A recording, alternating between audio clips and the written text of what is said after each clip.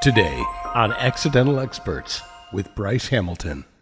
Welcome to the Accidental Experts podcast. I'm your host, Bryce Hamilton. I'm a licensed clinical social worker and a child and family therapist. I have been in practice for over 15 years, and I'm also a mom of 4. So I know the challenges both professionally and personally. I'm so glad that you're here today to grow your parenting toolbox. Please come as you are and be ready to learn.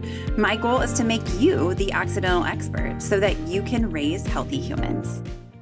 Hi, everyone. Welcome back. I'm so glad you're with us today. So we're going to be talking about some general coping skills for our kids, things to help them navigate big, hard situations, regulate their emotions, and just handle everyday kind of things that happen that sometimes are unpredictable or unpreferred. So we have a therapist today. Her name is Kiara Luna, and she's going to teach us some general coping skills for our kids. With that, let's get to Kiara. Oh, thank you so much, Bryce. I'm so excited to be here with you today. Yes, and we're going to be talking about this really important topic about helping kids cope, because Uh, coping is hard. Coping is so hard. It's hard for us adults, so imagine children.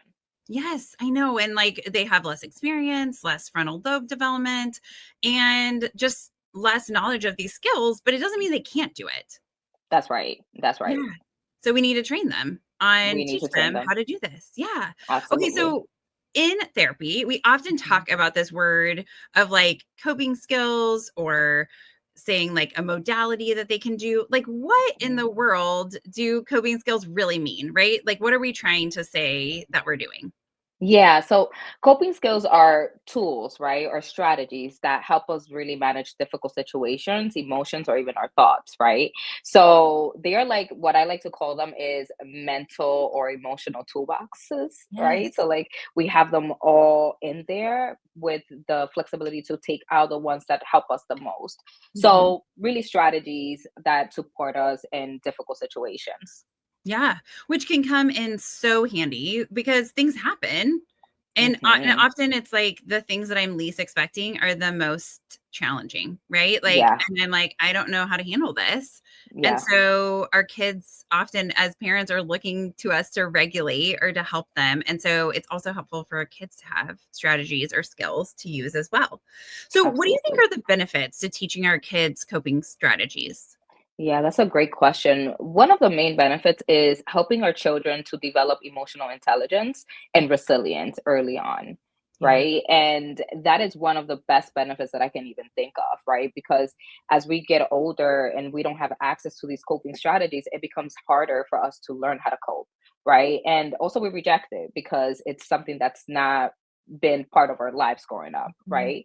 So one of the things that I love is that when we start early, teaching our children early how to cope with their emotions and how to cope with their thoughts and just how to navigate difficult situations, they begin to develop a sense of um, self-independence and knowing Mhm. that they can trust themselves and managing difficult situations so they don't always have to rely on someone else to problem solve for them.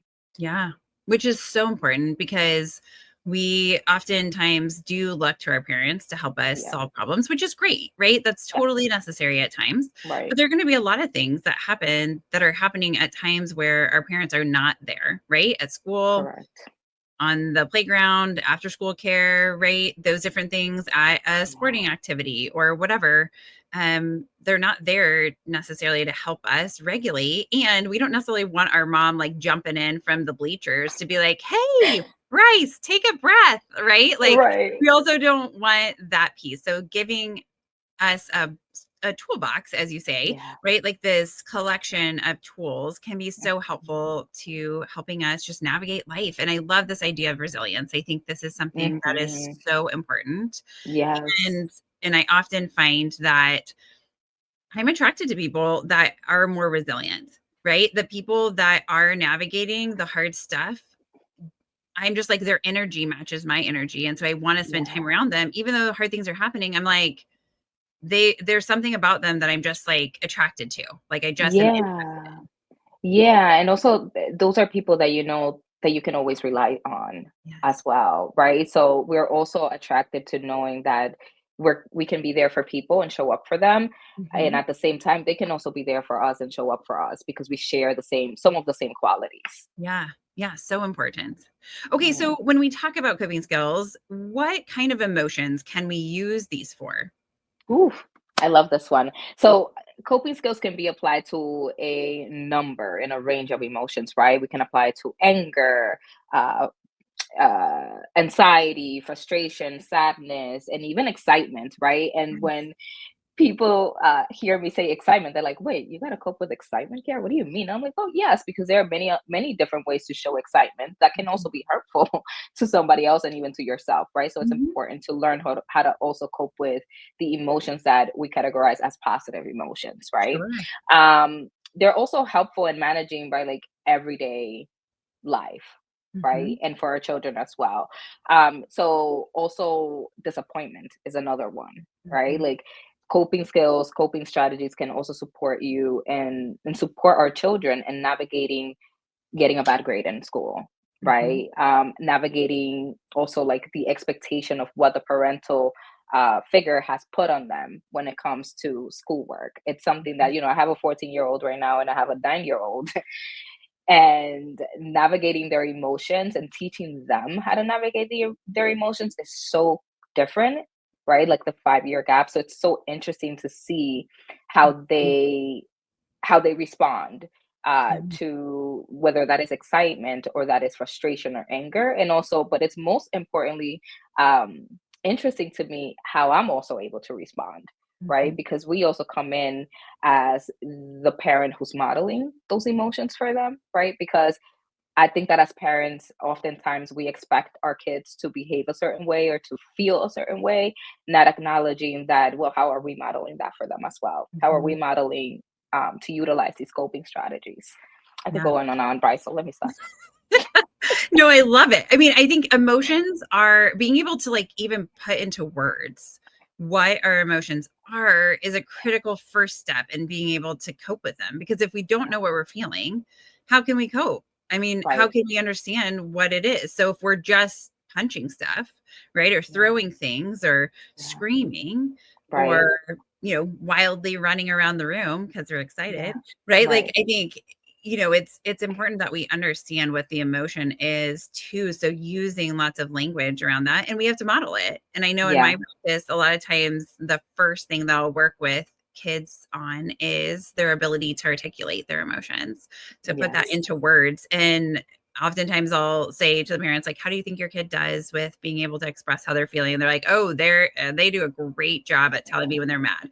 And, and I can tell when they're sad. And I'm like, okay, how do they do it? Like, can they do it in a productive way? Can they say like, I'm feeling really upset right now, or you're making me really mad, even though that Mhm. may not be how the ultimate goal to say you're making me mad, but like I want them to say that's the thing, Absolutely. right? Like, I am Yeah. feeling upset right now, or Yes. without doing anything that would endanger themselves or somebody else. And then I'll ask the parents, how well do you do at talking about your Oh, feelings?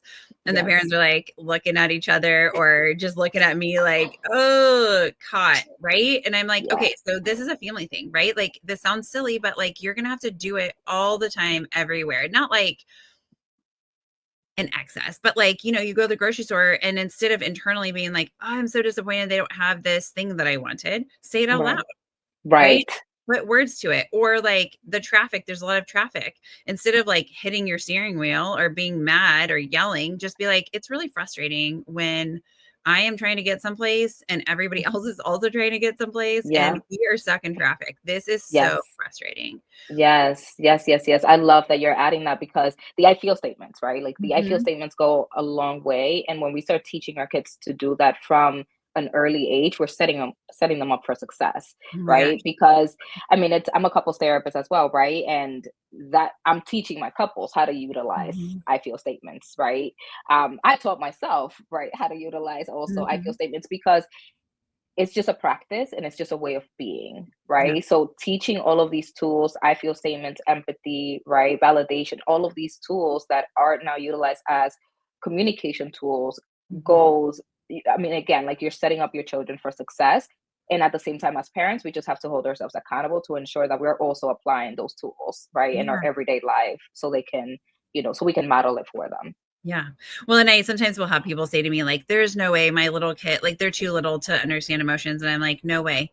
Like, no one is too little because we all experience emotions from the very beginning. You get pulled out of that womb and you are generally, most kids are screaming their head off. It's exactly what we want them to do. Exactly. But they're upset. You just took them out of their cozy, warm, safe, not known place. And they're upset Yes. about that. Right. Like, Yeah. okay, so Yeah. we have feelings from the beginning, so we can talk about them. Hmm. My 2-year-old was telling me the other day, well, often, basically every day, he tells me like, you are making me so mad, or I'm so mad at you, or you're making me sad, or whatever. So I mean, or he's like, I'm so happy, I love you so much, that you're the best mommy. So I get all the spectrum. Yes. But kids can do it, right? Like, we just Yeah. have to make it part of our normal existence, right? Everyday And life. what we do is talk about feelings, and then that makes it safe to talk about any feeling, right? Yeah. The really hard, scary ones, the really Mhm. great, joyful ones, and Yeah. everything in between. One of the things that I like to do with my parents too, well, when I used to work with directly with parents, well, I still work with parents because they're adults, they have children. But one of the things that I like to ask them is, well, let's do an emotion inventory and let's explore what emotions you're comfortable with and which emotions are you uncomfortable with, Yeah. right? And then when we identify the ones that we are uncomfortable with, okay, well, how do you show up and how do you approach your child when your child comes to you with this emotion? Mm, Right? Because if it's uncomfortable for me to sit in sadness, then it's going to be uncomfortable for me to navigate my child's sadness, right? So what absolutely. do you do? Do you reject? Do you what is it called? Do you coach them through the emotion or do you dismiss the emotion because it's Yeah. uncomfortable for you? So Mhm. when they start also to identify the ways that in some ways we contribute, right, to our children not Mhm. feeling safe enough to actually show their emotions, then we're able to really coach them through a way where, okay, now I have to also learn how to be vulnerable. I grew up in a home where being vulnerable was not a thing, Yeah. right? We always had to have a great face. It was happy time and negative emotions were not never really acknowledged. Mhm. So I had to learn how to suppress my emotions for a really long time, which then resulted in an angry teenager, Sure. right? So it's so important to let your child, like as a parent, to identify what you're comfortable with and what you're not comfortable with, to Mhm. then break that cycle and be able to provide your child with a an environment where they feel safe to feel and they feel safe to come to you and share what Mhm. it is that they're feeling. Yeah. Well, and to tack along with that, I love that idea. I haven't ever used that strategy, but I definitely will. But I'm thinking about, like, ideally we would know this about ourselves before we become parents. But like, I can tell Hopefully. you, I came to this not knowing this skill until today. So I have 4 kids, and I didn't know, think about that, of doing an inventory of what feelings are uncomfortable with me. And I think, we all come at this wherever we are today. Yeah. And so I think it's important to recognize that we can do this work at any time, right? Like, Yeah. there is no deadline to this, even if your kids are grown. Yeah. And you can say, once you've done work and learned something that you think is beneficial, you can say, hey, mommy, daddy, we're working on this. This is Right. what we're doing. And I would like you to know about this, and I'm going to try to work on it like this because I think this would be better for all of us, or I think this would be healthy for us to be able to do it this way. Or this might seem strange, but I listened to this podcast and they said I should talk about my feelings. So I'm going to start practicing it, and Yes. that's what I'm going to do. And then what you will find is your kids will do it too. Because I Oh, love those moments where the parents are practicing their emotions, and then the first time their kid comes to them and they're like, I am so mad at you, and the parent's like, oh my gosh, listen to what happened today. And I'm like, yes, we're doing it.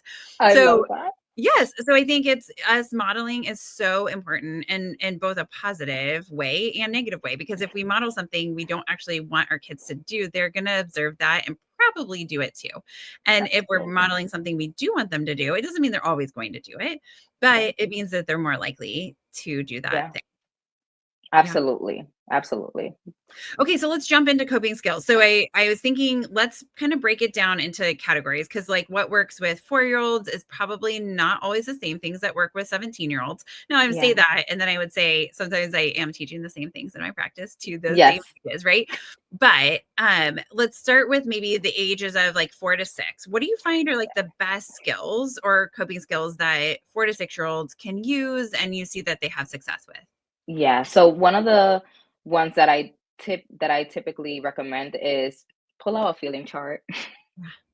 Pull out a feeling chart and start like naming the emotions with your child so they also have the language to be able to say what they feel, Mhm. right? So feeling chart, naming their emotions, simple breathing techniques too, like a simple breathing exercise. Just teach them how to breathe in, hold it for 2 seconds, and then breathe out, right? Mhm. So because this way we're also teaching our children and to be in tune with their nervous system and also see where it is that they're feeling what they're feeling, right? So I Mhm. really love navigating the conversation with my parents and with children where I used to work with them. And hey, where do you feel it in your body? Do you feel it in your Mhm. chest? Do you feel it in your belly? And how does it feel like? And give it a color. And and so what do you think the emotion is? And just giving them the language to be able to say, I feel X, is just an empowering tool.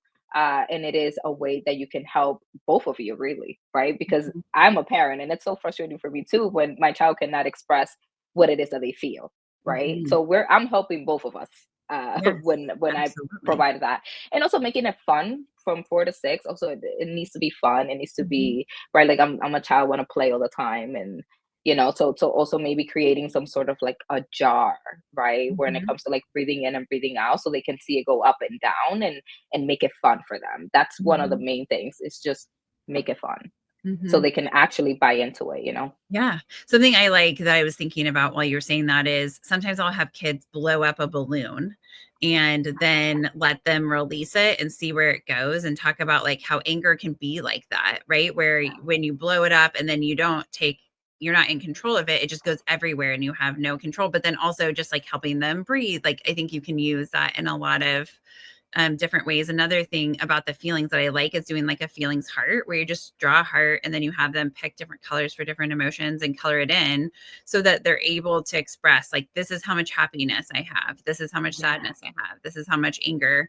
This is how much worry I have. And you might find that like, oh my gosh, their worry is taking up most of their heart. And that would give Yeah. you so much information about like maybe why they're acting a certain way. So I think Mhm. as parents, especially in this age range, we're looking for data for ourselves a lot of Yeah. times, right? So that we Yeah. can be that emotional regulator. I love that. I love that. I love those ones. Those like the one of coloring how much worry versus how much Mhm. happiness. I love that one. Yeah.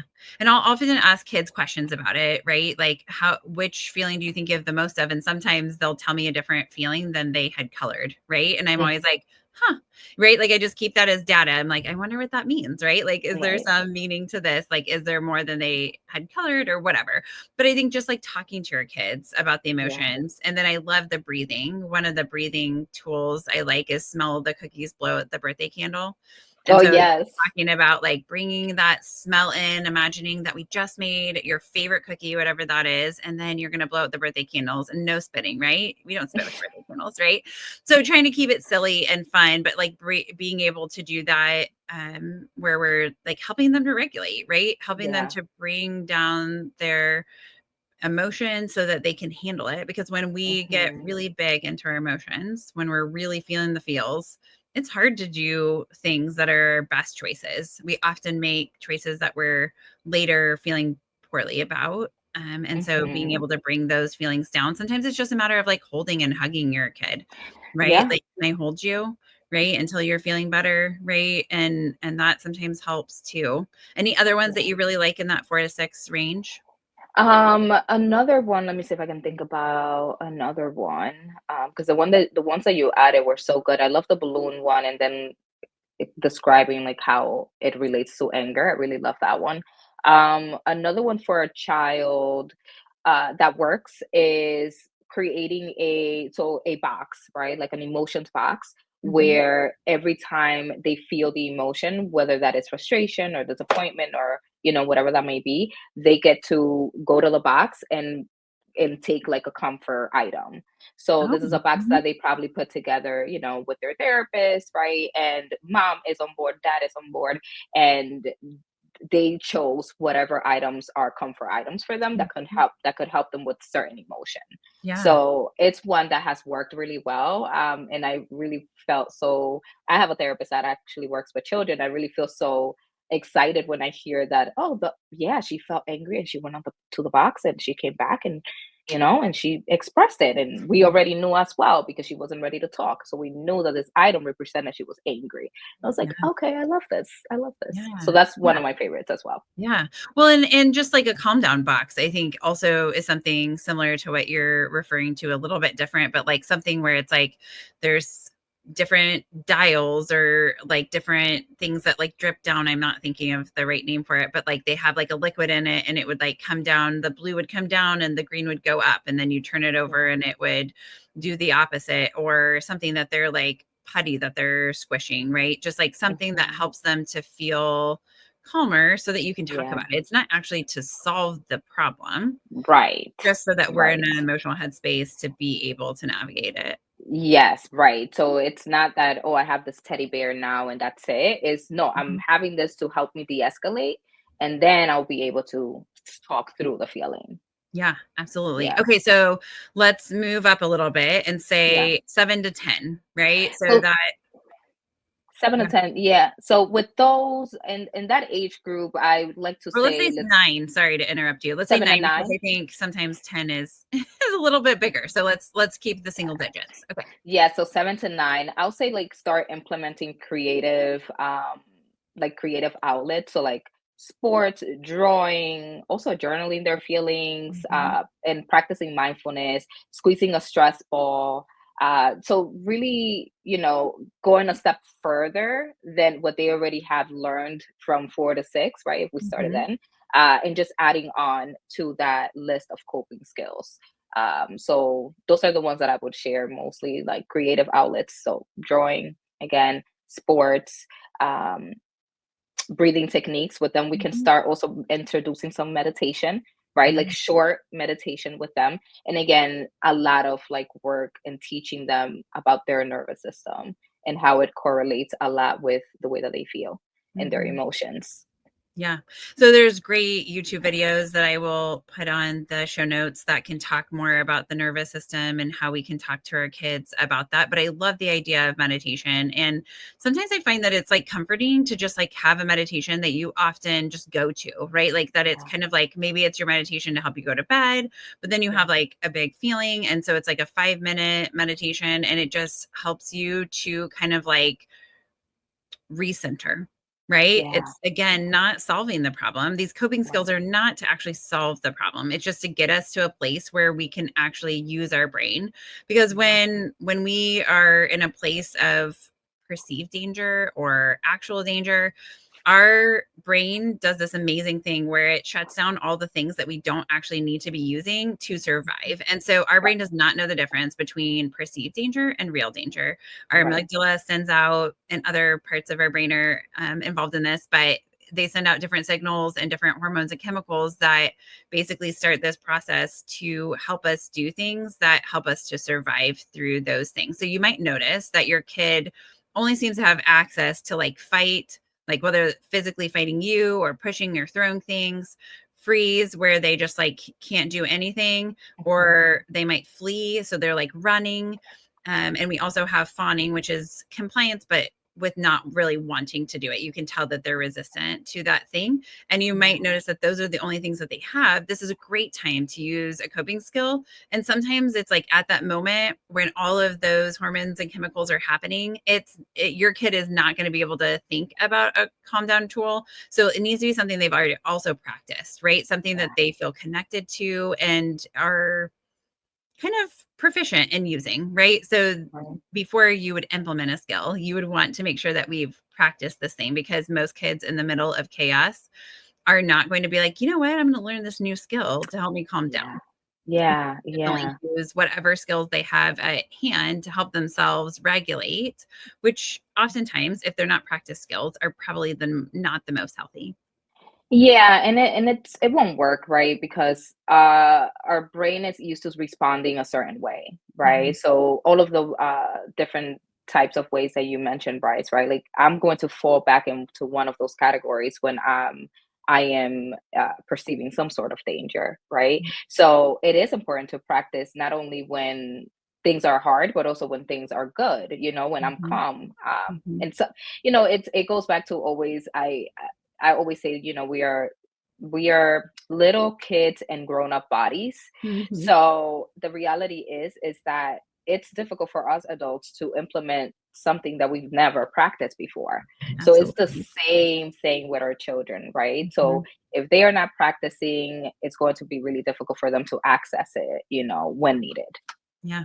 Well, and I was thinking something else that helps with kids who get very triggered quickly, where they go into this fight, flight, freeze, fawn pretty quickly, is like weighted blanket. Sometimes sensory stuff helps, right? Yes. So Yes. like making your kid into a taco, right? Like Yes. obviously you need their permission, but like Yes. my kids, when they get home from school, like if I can tell it's been a hard day, I'm like, hey, can you wrap up with the weighted blanket for a few minutes? And then it's like, oh, they feel so much better. Or Yeah. sometimes I'm like, you're hungry, like we got some hangry going on here, right? Like, and you get some food in your system, and then you're like, okay, whew, just a little bit more settled. And so Yes. thinking about those things as coping skills too is like being aware of just your body, right? Yeah. Like, am I doing something because I'm lonely? Am I doing Mhm. something because I'm tired? Am I doing something because I'm hungry? Am I doing Yeah. something because I'm annoyed with something that happened? Right? Like, Yeah. and Yeah. so obviously we call that HALT. So hungry, annoyed, lonely, tired is what we Yeah. use in my practice. But like noticing those things and talking about them, looking for those cues, that can also be a really good coping skill to just like notice like I am so hungry. And then Right. it's like, what are we also fueling our body with? And so I talk to kids about protein and how important protein Yeah. is to helping us to regulate. And even at my own house, where every kid has been spoken to about this since birth, basically, they still will sometimes refuse, right? So I have to like convince them, like, please eat this beef stick. Like, Right. please Please. eat this spoon of peanut butter. Please eat, right? Whatever it is that Yeah. I have. Yeah. My Yeah. edamame, my right, like yogurt, all the things. I like am a protein queen. But like thinking about that piece too of like if your kid is having a hard time, maybe it's about something else that's going on, right? Like it's Right. not Right. about this thing. And most of the time it's not about whatever Yeah. seems to be the thing that's in front of you. But Absolutely. sometimes it is. Sometimes it's really about turning the TV off, but maybe Right. it's not really about that. Yeah, yeah. Another one that I actually also implement here in this group age, honestly, all group ages, but I'll say is affirmation. So like positive Mm, affirmations. So really, having our children, the way that I like to do it and with my own children is setting intentions for the day. So like every mhm, morning before they go off to school, I have them say, like what today is going to look like. So like, what do mhm, you want to feel today? So, oh, mhm, I want to experience joy. So I'm looking, I'm so happy and grateful that I get to experience joy today in school, that I get to express and experience kindness. So I just have them repeat that and like mhm, share, out loud. So this way they feel like I can also control my day and how I yeah, want it to look like mhm. versus just the day happening to me. Yeah, absolutely. Well, and I think, yes, oftentimes what we're looking for, we find.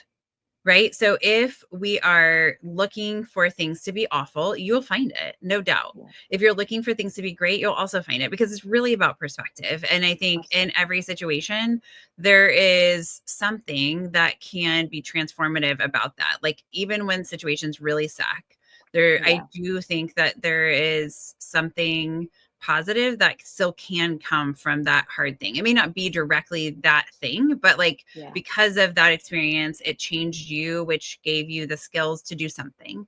right. And I think it's hard to imagine that, but I think we can teach our kids that you can live with an intention and then kind of Yeah, create that reality of like if there's something that's hard for you, you can actually say like I am maybe living in the moment is hard, like I'm going to live in the moment today and trust that everything that is meant for me will happen. Now that yes, doesn't mean that we're just going to like hang out on the couch, do nothing. right. Sometimes we need those days, but it's about that part of like we can create our reality too. And if Mhm. we are speaking it enough, we believe it and we look for it and then we find it. Yes, And if we could teach yes. our kids young that they have so Mhm. much more control over that piece. Maybe we never have control over other people. We Right. don't have control over a lot of the things that like happen to us, but we Mhm. do have control over how we respond to those. Yeah, yeah. So installing that mindset right there is another coping strategy that would Yes. set them up for success as well. Just Yeah. that little mindset right there, right? That they are in control of their emotions, of their world, of what they create. Yeah. Yeah, when our kids at home, we say good things are always happening to us. So that's our mindset that we leave with. But I like choosing the intention of what emotion you're going to find that day. We've never done that. So I'm definitely going to try that out. But I'm always like, okay, wait, hold on. We haven't said our thing. And the kids are like, okay, mom. Or they're like, you haven't said the thing. And so it's like we both are in a place where we're keeping each other accountable to say good things are always happening to us. Right. Yes, I And love it's that. like we're looking for that good, right? Yes. Love that. Okay, so any other 7 to 9 age things that you're thinking of? No, yeah, I think that we're good with those. Yeah. I mean, and I think the other thing that I was thinking is we said, like, talking about feeling statements, right? Like, I feel this, but I think we can elaborate to be like, when you do this thing and why, and then what we need, right? Or Yeah. like what I'd like to happen next. I think that can be helpful too, is like, I feel mad at you because you were late to pick me up from Right. soccer. I Yeah. want you to be on time. Or Right. I'd like for, you to do drop off and Sarah's mom to do pickup or whatever it Yeah. is. And that Yeah. doesn't mean that we're going to do that as parents, but it's good for our kids to practice asking for what they need, telling us Yeah. what they need, telling us what their Yeah. feelings are and why, because sometimes they might be like, I'm just mad. I'm just mad. Right. It's like, but Yeah. okay, so yes, got that. But what happened to cause that feeling to happen in your body? What Right. happened? What was the thought that you had? What was the event that happened that created this narrative or this story for you, which it's real. Their feelings, even if we don't like them, are real and Yeah. validating. Like, you're feeling really upset with me. It's hard as a parent to say Yeah. that, right? Because we're Yeah. trying our best. And I really believe that that is true. But our kids Right. still have a right to have those feelings, Their even feelings. if they're Yeah. different than what we want them to feel or what we like Right. them to feel. Yeah. No, absolutely. And I think that the 7 to 9 range is, a great age to start introducing, more of the not just the I feel statement, but now like going a little bit beyond. So I love that you Yeah. added that, right? Like, okay, so you feel this way. What happened that it led you to feel that way, Yeah. right? When no blame, no criticism is more about, what I always say is we're describing the behavior, not the person, Mhm. right? So, what you mentioned, I felt upset because you picked me up late from soccer, not because you're always late or you never, right? So we don't go Mhm. into criticism. So teaching them how to do that also sets them up to have a amazing relationship, not only with other people but also with themselves, Yeah. right? Because now they are changing the internal language as to how they may speak to themselves when they're frustrated with themselves. Yeah. Yeah, that's great. Okay, so let's talk about 10 to 12. Some of these skills, obviously, that we've talked about are still applicable, but let's Yeah. name what we think works well with 10 to 12-year-olds for kids. Yeah, so with 10 or 12, they're in that stage of like, I'm basically a teenager, but I'm not. Mhm. So I'm in the middle. So I would say added on, one of the things that I like is creating a worry box, because at that age, what I'm noticing a lot also is if we haven't been already talking to our children about emotions and the importance of speaking about their emotions and just processing their feelings, this is an age where they tend to just shut down, or they Mhm. tend to just suppress their emotions, or they tend to already have picked up what is my parent comfortable with and what not, what I can, also this is the age where I become more of a people pleaser. So if I know that this makes my mom or my dad happy, then that's what I'm going to do, even though, behind their back I may do differently, right? Because they're children, Mhm. and they're going to test us. So it's important in this one here, it's important that we introduce shared power. I mean, I believe in shared power from four, from the minute that they're born. But this is an age where if we are starting now from 10 to 12 to introduce emotions and introduce ways on them expressing it, then we have to really be intentional about the ways that we are engaging them in those conversations. Mhm. And then the ways that we also, as parents, have to take accountability for not creating a space before to allow them to feel, right? So this is where we start and we come in with vulnerability. This Mhm. is when I come in and I say, you know what? Emotions have been difficult for me as well. It hasn't always been easy for me to share what I feel, but I want to do differently now because I want to be closer to you. I want you to feel closer to me. And I want to help you navigate things in life that are going to be difficult. So, what are ways that we can do that together? This is the age where you get to speak to your child, right? Like, again, I'm a full believer that you speak to your children with transparency and vulnerability since age 0. But the Mhm. reality is that, again, if we haven't been doing it before, this is the perfect time for us to start. There's no, you're not behind. Let me just say that. Like, it's, you can start at any time. You can start at any time. And if today you're listening to this podcast and you're saying, oh man, my children didn't have that and they're like 25. Well, guess what? You still can have that conversation with your child. You Mhm. still can have that conversation. You still can be vulnerable with them. You still can have that relationship that you may want to have, that you may desire to have with them. Because trust me and believe me, as children, I'm a child still to my parents. I love having a close relationship with them, and I love coming to them and being able to feel safe and seen with my emotions. So it's the same thing with our kids. So this is the age where we start having the conversation with them if we haven't. If you have, then one coping skill that I'll add is giving them a worry box, because this is also, again, the age where they're feeling like they're a little bit too grown now, you know? So having a worry box allows them to feel like I have control, right? Of when I want to speak or not about this thing that is concerning me. And then the goal of the worry box is, so, maybe by the end of the week, or maybe every day, if that's how you check in with your child, let's take it out and let's talk about it. I just Mhm. want to listen. And us as parents also learning how to listen is important, Mhm. right? Because we love to jump into solving problems, or we love to jump into giving our perspective and feedback, even when it wasn't asked. And a lot of parents look at me like, wait, what do you mean? I have to ask for permission to give my child. And I'm like, well, yes, because the Mhm. problem is, think about it back on us, right? When we go to a friend and we start speaking to them about something, we're just venting to them about something, and they start giving us their opinion about how they would have handled it. That makes me feel some type of way, because I'm like, wait a minute, did you think that I didn't know how to handle it? Mhm. Like, why are you giving me all these opinions?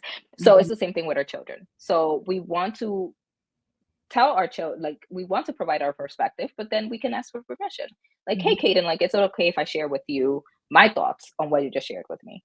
Mhm. And I have to also be okay with a no, with Yeah. like, you know what, mom, this is not a good time. Mhm.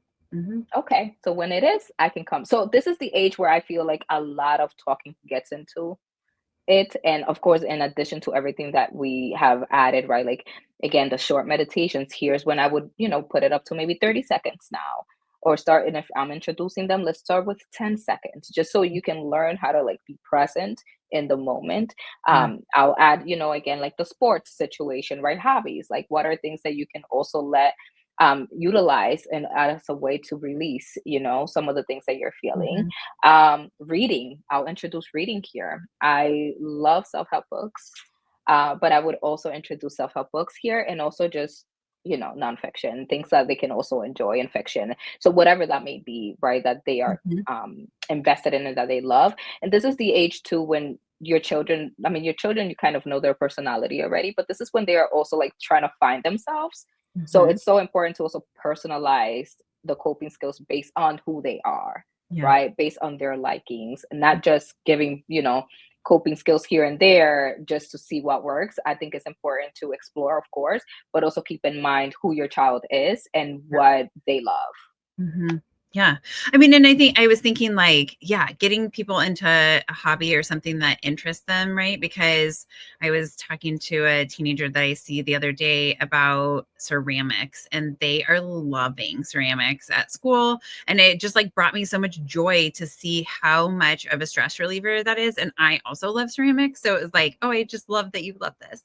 But, if I introduced ceramics to other kids, they'd be like, oh no, that class was so stressful. Like I did not love that at all. Like my pot Mm, blew up in the kiln and whatever.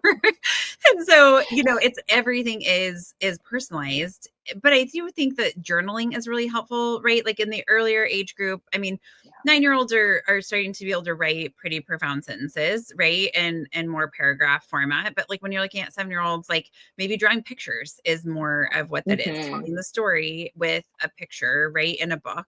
And then, somebody once suggested to me to have your kid have a journal, and if they put the journal under their pillow, or they normally keep it under their pillow, if they put it on the counter, it means they want you to check it out. And I was like, I love that. So then I it's love like, okay, you're invited into that. And I think, the sooner we start that, the easier it is to continue that part of being included in your kid's life in that way. But you can also start today at this very moment, right? And I think there's a tricky period of time in that teen place of like where they are like, what are you doing? That's so annoying. Like you're doing something weird. And I think just explaining to them, like, look, I know that this is hard.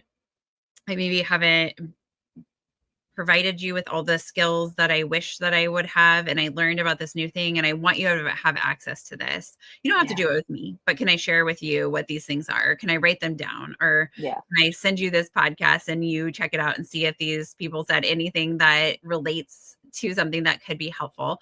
But I do also think that there's cool, like, there's a question a day journal for like 3 years or 5 years. I think for the teens and the kids are 3 years, and they answer the same question every day for 3 years. And I love that because it helps them to see how much they've grown and helps them to see how they've thought about something, how they can see about, I solved that problem. Like on that day I was feeling this, but then it empowers them. And so I think that's one of the coping skills is empowerment of just being like, you are awesome.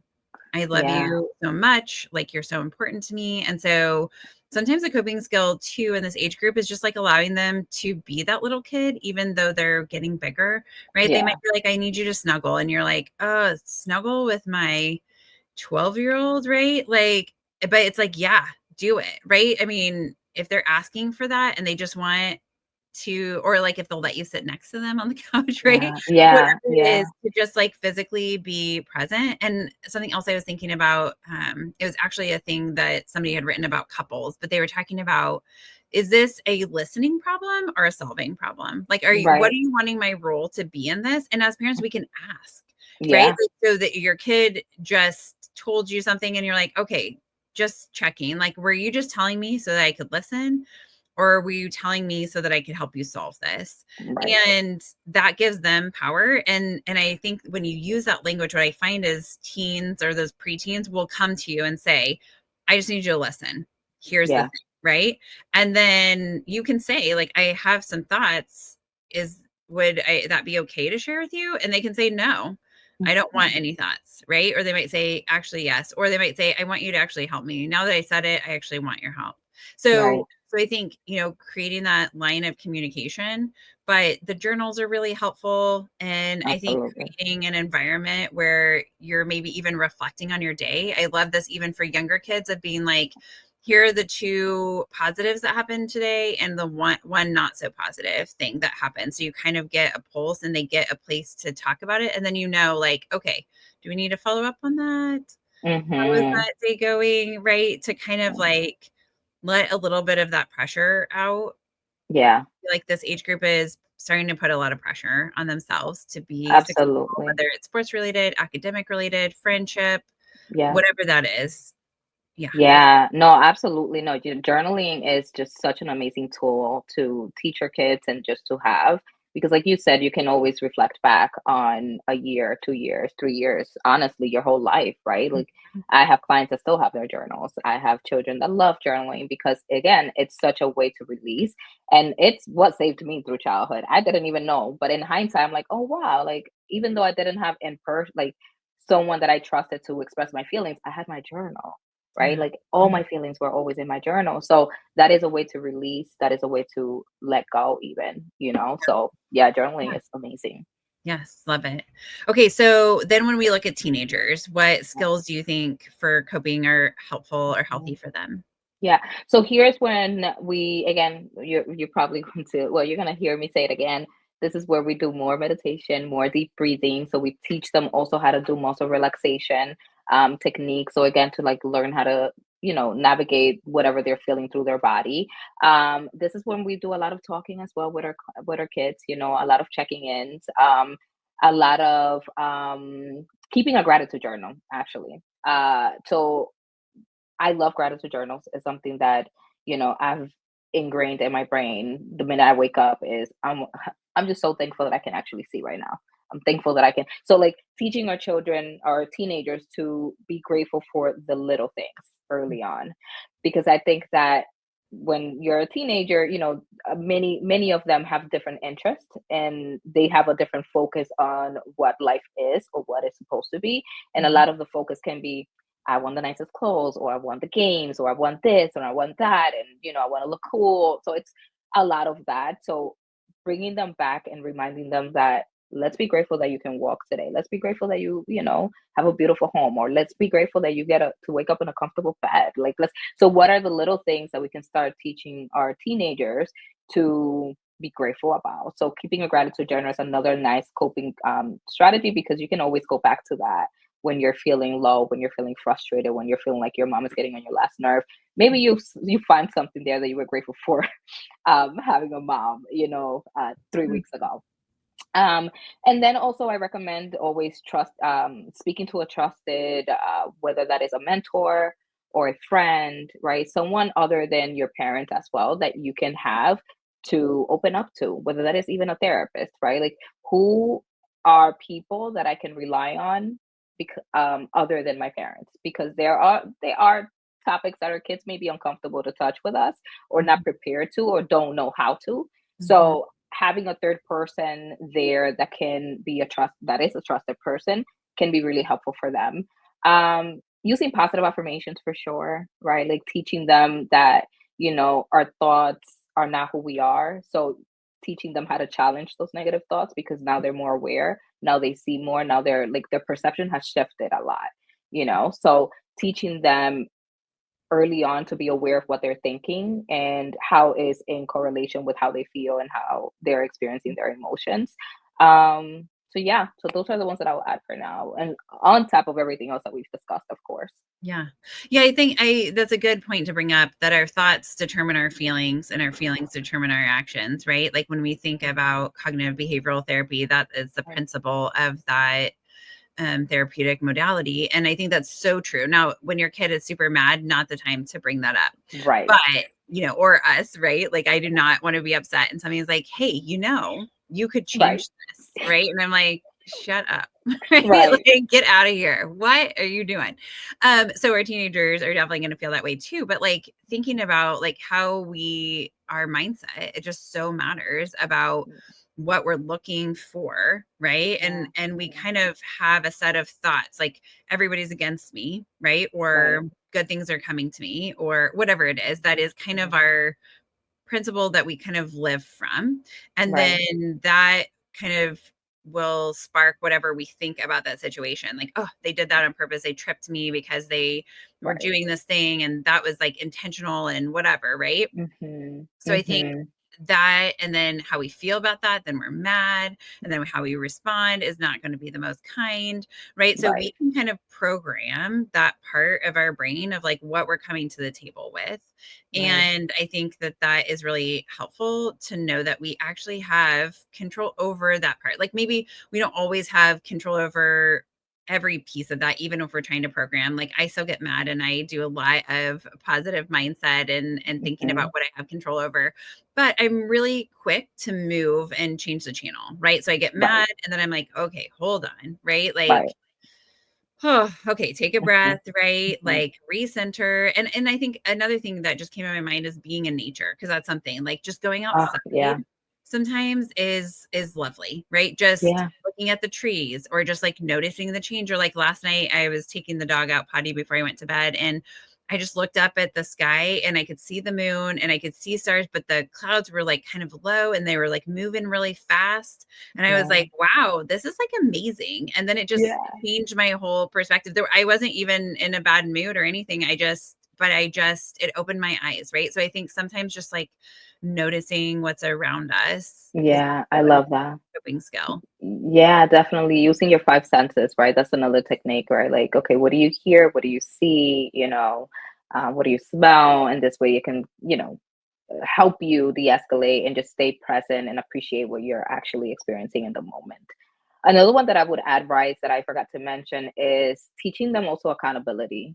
Um, Mm, because, a lot of the times that we stay the most frustrated is because we're constantly criticizing and blaming the other person or the other party or the situation, and not really seeing the role that we played in it as well. Right. So I love speaking about, okay, what role did you also play? Mhm. Right. And not because I want you to criticize or be hard on yourself, but because I want you to also empathize in some Mhm. ways with the other person or with the situation. Like how by identifying your role that can decrease the amount of anger that you feel is the questions that I typically get. And I'm like, well, because it allows you to now see it from a different perspective, Mhm. right? It allows you to also be compassionate towards the other party or be empathetic towards the other party that also was part of this situation, which is going to lessen Mhm. your anger because now you're going to go into understanding, not so much just, criticism and Yeah. misunderstanding. Sure. Well, and the truth is, it takes at least two people to have a problem, right? So Exactly. if you're just there by yourself, there's no problem because it's just you, right? Like, I mean, you might have a problem with yourself, but generally, there's not really a conflict. Right. But I think, so that means everybody is contributing their part, whether it's like a preconceived thought that has nothing to do with this, Hmm. or does have something to do with this, or whatever it is. I work with this with teens too, and saying like, what part are you willing to own? And I think Hmm. that helps because then it's like, okay, well, I did show up late to Hmm. curfew, right? And it's like, okay, good, right? Because you don't have to, I think it's overwhelming to think that you would have to own it all. And the truth is that owning it all is probably unnecessary Right. because there is also another person involved in this. Right. And so then it's like, okay, but I'm not owning dad's screaming at me for being Fair. fair. Totally. Fair. Right. So like Yes. you own your part and then the other person Hmm. has to own their part. And Right. that's how we kind of get through those situations to say like, I can own this part. I Yeah. I I can own that piece and take responsibility for that. But I think accountability and ownership responsibility is so key. Yeah. Okay, so we've downloaded a barrage of skills that can help us cope. And the reality is that this podcast could go on for like 6 hours, right? For real. Because there's just so many out there. But how do we so ideally we start teaching these young, but Yeah. like how do we introduce and get our kids to actually use these tools? Like what strategies do you have for that? Yeah.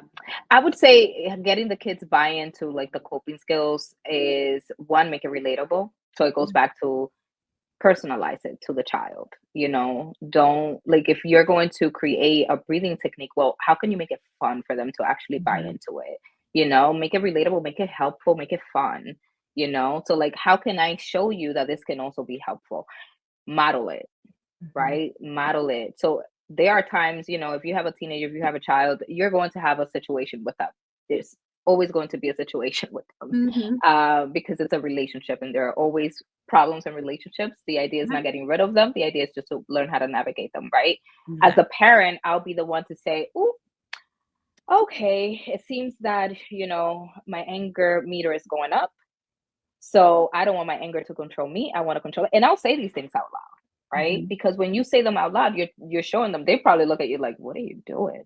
But you're Mhm. showing them like, well, I'm recognizing an emotion that is getting a little bit out of hand. And Mhm. because I don't want it to get out of hand, because I don't want to do something I then regret, I am going to call it out and I'm going to say, hey, you guys want to join me in doing just taking a few deep breaths?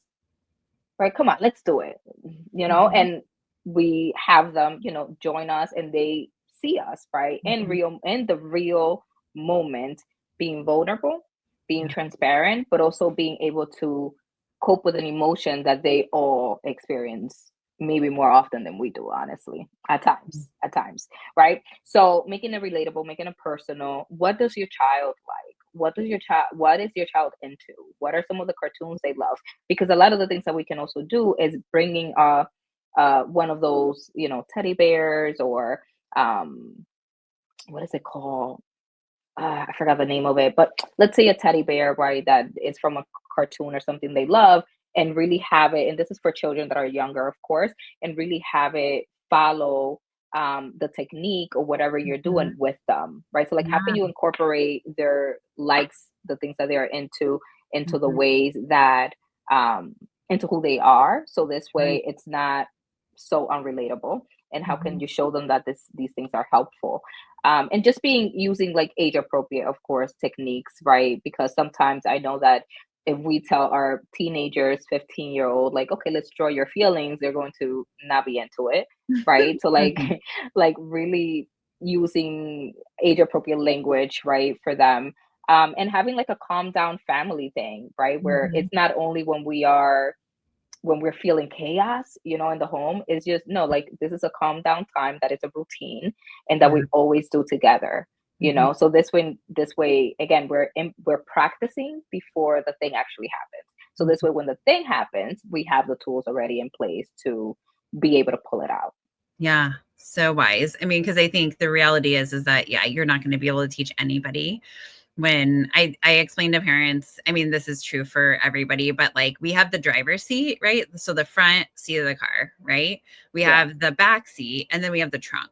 If you are in the trunk, you have no control over where that car is going. And your car is like your body and your words and whatever. Like, it's not an excuse. It's just the reality is we're Yeah. not at our best self, right? Like, we've got to start progressively moving to the front seat, even in the back seat. Like, if you're in an Uber and you're like, turn here, turn there, do this, whatever, and they don't want to take you there, you are not going to get there. You can see where you're going, right? But like, you don't have total control. And so we have to help our kids get back to the driver's seat, Yes. right, of their cars, of their bodies, and that way we can and make those decisions. But I think understanding, like, oh, we're in the trunk, nothing productive is going to happen here, also Mm, helps. So I think that helps parents to stay on board and to be willing to practice the things when they recognize, like, okay, that was like poor timing.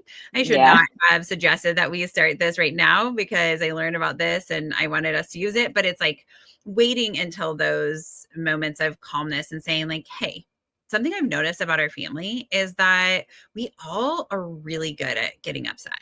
Really good at Mm, getting upset. We use our voices in ways that hurt people's feelings. mm, And I would like to change that. What do you think? mhm. Right? Even if you're a teenager and your parents like, look, I think I yell too much. They're going to be like, heck yeah, you do. Yep. Right? Yep. And then it's like, okay, so I'm willing to own that part. And I think when I get activated, right, or you get upset, then I get upset, or I get upset and you get Yeah. upset. I want to do this Yeah. better. I don't want to do it like Yeah. this. Like, Yeah. you got a lot of time, a lot of days in this house Yeah. until you're not here anymore, even if that's only 6 months because your kid's getting ready to leave for college, right? Right. But I mean, that's a lot of days, right? Like, we can make a change in that time to say, like, Absolutely. let's do it better. Let's do Yeah. better than what I learned because I learned Mhm. something new and we can do this better. Would you be willing to try this with me? Absolutely. I think One of most the things. teachers would. Yeah, absolutely. A Yeah. lot of them will be open to it. One of the things that I did when my child was 5 was I asked them, and I typically ask this question, but I asked them, what is one thing you love about me, about being your mom, and what's one thing that you don't like and that you wish I changed? Mhm. And his answer was, yeah, sometimes you be yelling too much. And I'm like, oh man, that's the one that I did not want to carry through, generationally. Mhm. Um, Yeah. but hearing that feedback from him allowed me to reflect and be like, okay, well, that's something that's changing now. I would not be yelling anymore. First of all, I don't want to yell. Like Yeah. that, that it's too many emotions going through you as a parent, right? When you're yelling, like the guilt afterwards and all of those things that come in that. So I made a decision. Okay, no longer yelling here. I'm no longer raising my voice. So also asking your children those type of questions, even though they can be scary, Mhm. are so helpful, because that's what strengthens the relationship. That's what helps you both to feel more connected with each other, because you're asking me a question that typically parents don't ask, typically Yeah. people don't ask, right? So Mhm. ask those hard questions, because through those hard questions is when you're going to get the closest. Yeah. Well, and I think the reality is that, yeah, that even if they have something to say, that's good. That Yeah. means they care about you. They want to Yeah. improve this relationship on both sides. So if I'm saying, "Hey, help me with some feedback," right? Or I'm asking somebody else, they're asking me for my feedback, that both Hmm. sides of that is good. That means there is like care between that relationship, or at least one person is caring about the other person, right? And Yeah. if somebody wants your opinion, then you're going to feel cared about, and to say like, hey, how am I doing on that? right? Like Yeah. I've really been working at not yelling. Do you think Mm-hmm. I'm doing better? Am I the Right. same or am I doing worse? Right? Like give me Yeah. the feedback, right? And so I think that part helps. And I think our kids want us to succeed in that. Like, They so they do. might say something like, "Hey, mom, you're getting upset. Like, Yeah. maybe we should talk about this later." Right? Yeah. Or Yeah. whatever. And so it might be like, "Yeah, you're right. Actually, let's take 10, right? Come Right. back, or let's get dinner and then we'll continue this conversation or whatever it is." But I Right. do think our kids want us to succeed. And I've never met a parent that wants bad things to happen to their kids. We all Exactly. want to protect our kids. And so I Yeah. think the reality is that we want this relationship between parent and Mm-hmm. child, and everybody wants to be regulated. It's just that we Yeah. don't always know how to do it in those moments because so many things are coming to the table all Yeah. at once, and we all need each other. And analogy that I love that I think has really helped me in my parenting journey, but also in my couplehood, is that and when you play tennis, and I'm not very good at tennis, so let's just put that on the table. You want me to play volleyball, basketball, I got you. But tennis, I'm not very good at. But when you play singles tennis, you got one person on one side of the net, one person on the other, and you guys are continuing to volley the ball back and forth, right? But when you play doubles, it's you and that other person against the world. And I think when we're parenting, we don't want to be in that singles dynamic. We want to be in doubles, right? With us and our family, or us and our kid on the same side against Mm-hmm. everybody else. And I think that helps me. Like, am I on the same side of the net? Or are we competing here? Yeah. Yeah. I love that. I love that analogy. The one there, we're working together on this one thing, not against each other. Yes. And often in Love that. parenting, it can sometimes feel like it's us against them, but it's really, I mean, Yeah. like ideally, it doesn't have to be that way. Right. Right. Because we feel like we're like just playing a tug of war. Yeah. Right. And the more we pull, the more that knot is going to get tight. Right. Mhm. So we just got to learn how to flow and navigate. Yeah. Okay, so now we've taught our kids these skills. We've done them when they're calm. We've kind of tried to come on the same side of the team with them. How do you think we get them to actually implement them? So like they have these, they're in their brain, right? Of Yeah. accessing calm and being able to calm down and whatever. Like how do we get them to use them in those moments of big feelings? Yeah, so this is so good. So encourage them to practice.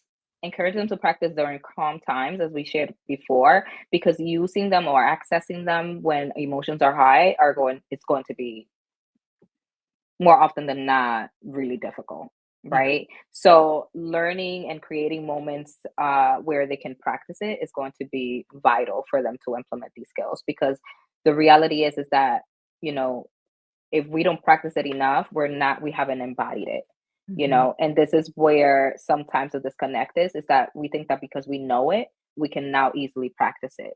And it's like, no, no, no, no, because trust me, when our emotions get high, whatever is in whatever tools you got, if you haven't embodied them yet, it's going to be like, "Ooh, bye-bye. See you later." You're going to Mhm. go right into what you're used to Yeah. because it hasn't yet become part of you, of your nervous system. So practicing will help you get there. Practicing will help you to embody the skill now that you don't have to think before you do it. You're just going to automatically do it because now your brain has adapted it. But remember that it's really difficult to adapt something into your brain when we are in chaos, when we are in hypervigilance, when we are nervous, when we are feeling like we're unsafe. It's best to do it when we are calm, cool, and collected. you Mhm. know um so that's what I would recommend, is really just have them practice it when times are calm and just create a routine around it. Yeah. So help them create a routine, like, oh, like, how often would you like to journal? Like, how's journaling going for you? Mhm. Create a time where journaling is, like, again, an exercise that you both do together or the family does together. It's a Mhm. 5-minute journaling. It doesn't have to be long, right? Because this is also because we create like these time frames to be so long. Some of our kids, they are out already 2 seconds into it because Mhm. they're just thinking about, like, oh my god, I have to sit here for 30 minutes now and do this. No, we want it to be fun, we want it to be quick, and we want it to be concise, so Mhm. this way they can be excited to actually want to do this. Yeah, and more willing to do it. Yeah, to participate in what the Right. actual thing is. And I think the other advice I would have is don't try to do too many things at once, right? Like one Hmm. thing at a time. Because if you overwhelm the system, just like with us, like if somebody was like, okay, start a new job, learn all these processes. Like that would be so overwhelming. So it's like, pick one thing. Say, how's that going? Like, are you liking journaling? Or do you feel like it helps to talk about your feelings at the beginning of the day, or to set intention of like, I'm going to be looking for this feeling? How's that working for you? Right. And I think also it's, if you find your kid, like, let's say we're using breathing as a technique and we're in a situation where feelings are getting kind of big, right? I think you can make a suggestion like, I wonder if this would be a good time to practice that breathing we've been working on. Right. So you're not saying do the breathing. You're saying, here is an option that you have, and they can still choose no, right? Yeah. Definitely is still a choice, but it might be something that they might be more likely to utilize. Or I know you've been working on journaling. Is this something you'd like to write down before we talk about it? Or would journaling be helpful? And if you find something that really works, you want to do it. You want to do it. It feels good. Right. And creating one of the things that I also love is creating like a word that both of you know that speaks to what I'm feeling, but like I'm not ready to talk about it and I don't want you to ask any questions and don't ask, right? Creating a word also works wonders. And even like creating a system as to like, how would you like me to bring up the skills that we've been working on when you are under stress, when you are frustrated, when you are angry? Because oftentimes too, like we can feel like we can take it as an attack, or as a like, oh, you're trying to tell me that I don't know how to, So because of that, we want to ensure that we also have those conversations prior, right? Like, how do you want me to support you with the tools that we're practicing when you are, right, when you are in need of them, when I am under the impression that you may benefit from implementing them. So that way you already have a plan as to what that may look like. Yeah, I love that. Okay, so we downloaded a lot of things. Okay, what do you want parents to take away from this conversation? Oh man. Okay. So let's see. So the first thing is, one of the things that I would like parents to take away is that you're doing the best that you can with the information that you have. Okay. So give yourself love, give yourself compassion, and give yourself a pat on the back, because these kids did not come in with a manual. I always say that. Each child you have is going to be a completely different person. In Spanish, we have a saying that each brain is a world, and it really is. Like each person is living their own life, their own world, and just different, right? So the fact that we are doing the best that we can and we're trying the best that we can to navigate these different personalities, including ours, because there's another conversation about how we are also reparenting our own selves, right, as we're getting older, but that's a whole different topic. So I would start with that, right? Like, just have a lot of compassion for yourselves, and also hold yourselves accountable as parents, and understanding how I relate to emotions, how I relate to my child when they express an emotion that I'm comfortable or uncomfortable with. Do I take the dismissing one? Do I take the dismissing approach, or do I take the coaching approach, or do I take the rejection approach because I'm uncomfortable with that? So I'm like, go to your room, like go do something else, right? So also being truthful and vulnerable with our own selves, and recognizing what is it that we're uncomfortable with and what is it that we're comfortable with. And just another tool or another thing that I would add is just practice. Just practice, during times that things are well. Don't wait until times are feeling chaotic for you to then start wanting to do it, because that's just not going to set you both up, or your children up, and you up for success. So you're doing the best you can.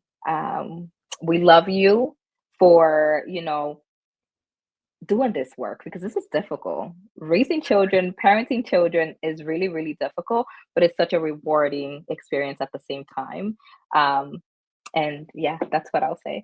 Yes. Okay. Well, thank you so much. This has been such a great conversation. I know that parents are going to love this information. So thank you so much for your time for today. Of course. Thank you, Bryce, for having me. It was an honor speaking with you, and it was really, really nice. A really, really nice conversation. Thanks again, Kiara. That was all really great information. We so appreciate you sharing your tools and tips and tricks. With that, I will say thank you so much for your time today. Please like and subscribe to our show. Follow us on Facebook, Instagram, TikTok, and YouTube. And also keep the emails coming with future topics for our show to accidentalexperts@gmail.com. Have a fantastic day. Some words from our legal team. The information presented in this podcast is not intended or implied to be a substitute for appropriate professional advice, diagnosis, or treatment. All content, including text, graphics, images, and information contained on or available through this podcast, is for general information purposes only This podcast makes no representations and assumes no responsibility for the accuracy or information on or available through this podcast, and such information is subject to change without notice. You are encouraged to confirm any information obtained through this program with other sources and review all information regarding any condition or treatment with the appropriate professionals. What we're saying is, yes, I am a real therapist, but I'm not your therapist.